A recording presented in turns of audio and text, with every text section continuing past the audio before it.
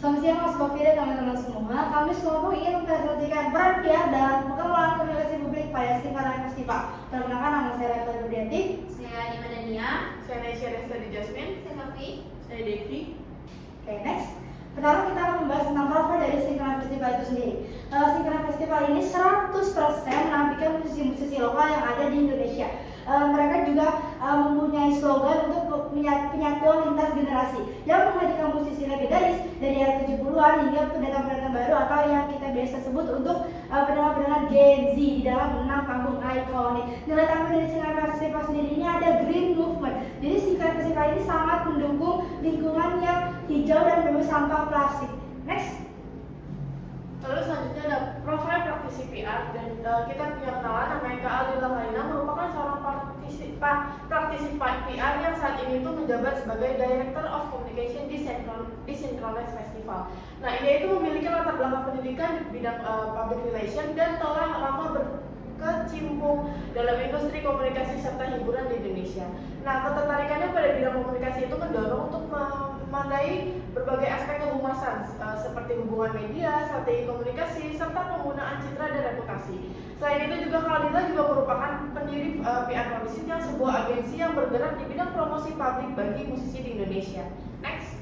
Yang tanggung jawab Kak Aldila itu dalam Synchronized Festival itu memimpin dan mengawasi seluruh aktivitas komunikasi di acara, lalu mengelola divisi media, media sosial, desain kreatif dan dokumentasi, serta menyusun serta menjalankan strategi komunikasi untuk membangun citra positif di festival tersebut dan memastikan pesan yang disampaikan itu sesuai dengan karakteristik audiens. Lalu pengalaman Kak Aldila itu ada berbagai macam. Yang pertama itu memiliki latar belakang di bidang PR yang sudah saya jelaskan tadi, juga berpengalaman bertahun-tahun di industri komunikasi dan hiburan, dan juga mendirikan PR Publicity yang bergerak di bidang promosi dan media relation. Next.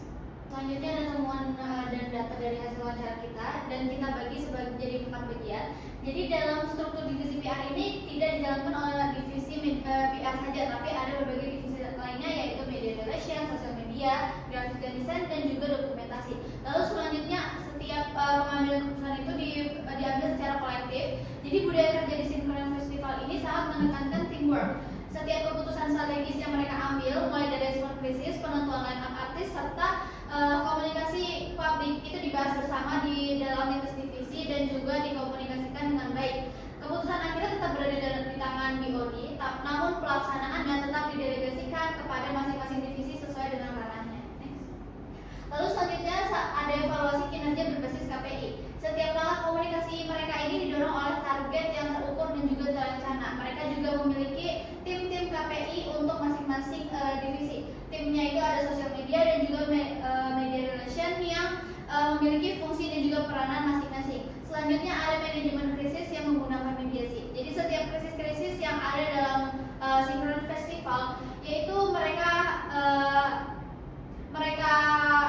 dapatkan penyelesaiannya melalui dengan mediasi. Jadi mereka tidak menggunakan ego yang berapi-api, melainkan mereka menggunakan penyelesaian secara kekeluargaan dan juga mencari win-win solution untuk memuaskan semua pihak. Contohnya dalam mendapatkan komentar negatif dari sosmed, mereka akan berkomunikasi dengan divisi lain dan juga akan mengkomunikasikannya secara bersama-sama untuk menemukan penyelesaiannya, lalu baru merespon ke publik agar publik itu mendapatkan respon yang tepat dari Synchronized Festival.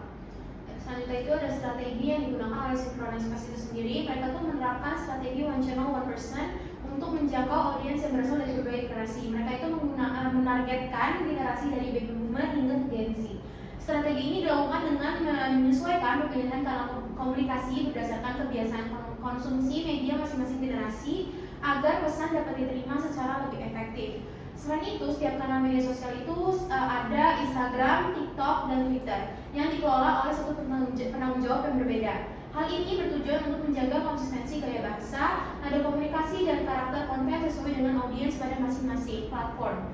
Melalui pendekatan ini, media sosial resmi menjadi sarana komunikasi utama antara Synchronized Fest dengan publik, sehingga pesan dapat dikendalikan dengan baik, respon terhadap audiens lebih cepat, serta konsistensi brand tetap terjaga di seluruh kanal komunikasi. Selanjutnya ada penerapan fungsi dan struktur komunikasi organisasi pada festival ini. Yang pertama ada media relation. Jadi fungsi PR itu dijalankan melalui divisi media relation yang berada di bawah divisi komunikasi. Terus abis itu tugasnya apa? Itu tuh menjalin hubungan dengan berbagai media sesuai segmentasi audiens seperti Kompas, Detik, Metro, dan kolaborasi dengan media digital lainnya. Nah, abis itu yang kedua ada social media, interface, dan perencanaan komunikasi. Nah, mengelola media sosial sebagai saluran utama itu menjadi salah satu peran PR, misi PR di sini.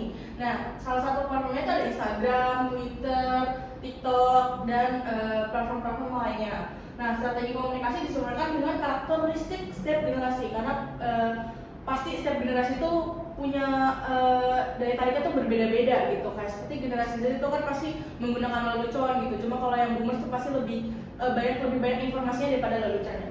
Terus habis itu struktur komunikasi organisasi. Nah, ini tuh sebenarnya tidak terdapat divisi PR yang berdiri sendiri, melainkan terintegrasi dalam divisi komunikasi yang tadi seperti sudah dijelaskan Sophie sebelumnya, ada media relation, terus media sosial, dan pengeditan, itu beda-beda divisinya. Terus abis itu yang terakhir ada evaluasi dan hubungan dengan publik. Evaluasi itu dilakukan untuk menggunakan KPI yang terukur, membangun hubungan dengan media, komunitas, partner kampus, sponsor, dan audiens. Nah, strategi komunikasi itu terus diperbaiki berdasarkan hasil evaluasi yang ada. Terus ada peran manajer praktisi PR dan pola hubungan manajemen. Yang pertama ada communication facilitator, menjadi penghubung informasi nih antar divisi, menyelaraskan komunikasi antara internal dan eksternal dalam organisasi. Terus memastikan seluruh tim itu memiliki pemahaman yang sama sebelum menjalankan strategi komunikasinya untuk publik. Terus ada problem solving facilitator, terlibat dalam penanganan isu krisis organisasi festival ini. Terus mengutamakan mediasi dan komunikasi yang hangat gitu ya. Terus respon kepada publik didiskusikan terlebih dahulu secara internal dengan divisi-divisi lain. Terus yang terakhir ada pola hubungan dengan manajemen.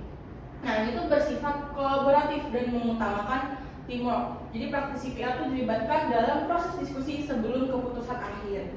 Terus koordinasi juga berlangsung secara cepat karena seluruh divisi saling terhubung satu sama lain. Lalu kesimpulannya itu berdasarkan hasil wawancara kami, kita dapat simpulkan bahwa fungsi public relation di Sinkronis Festival ini itu telah dijalankan secara strategis melalui divisi communication yang mencakup media relation, sosial media, desain kreatif, dan dokumentasi. Nah, praktisi PR ini juga mengelola tidak hanya berperan sebagai penyampaian informasi, tetapi juga terlibat dalam proses pengambilan keputusan, pengelolaan hubungan dengan publik, serta penanganan isu dan krisis. Lalu saran praktis yang kita ambil adalah Sinkronis Festival dapat menyusun pedoman komunikasi krisis yang lebih struktur sebagai acuan dalam menghadapi isu atau krisis yang berpotensi mempengaruhi reputasi organisasi.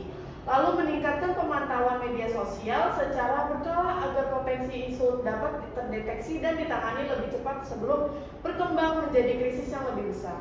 Lalu untuk saran akademisnya, penelitian selanjutnya dapat mengkaji lebih mendalam mengenai strategi komunikasi ini yang diterapkan oleh organisasi atau festival musik dalam menjangkau audiens lintas generasi.